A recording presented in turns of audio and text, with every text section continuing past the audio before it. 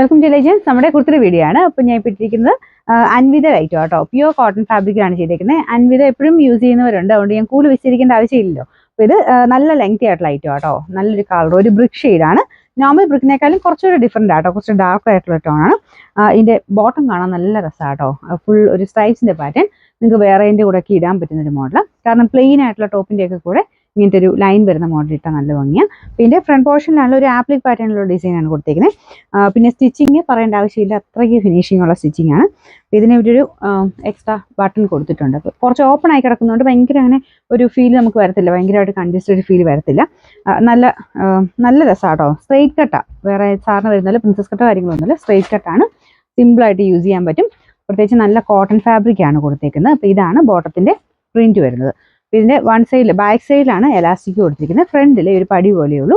അതുകൊണ്ട് ഇങ്ങനെ ഒരു ചുളുക്കോ കാര്യങ്ങളോ ഒന്നും ഫ്രണ്ട് പോർഷൻ നമുക്കത് ഫീൽ ചെയ്യത്തില്ല. അത്യാവശ്യം നല്ല ലെങ്ത്തും കിട്ടും കേട്ടോ. ടോപ്പിന് നല്ല ലെങ്ത് ഉണ്ട്.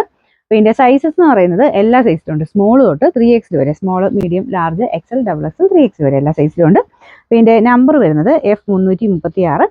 റേറ്റ് 1590 മാത്രമേ ഉള്ളൂ. 1590.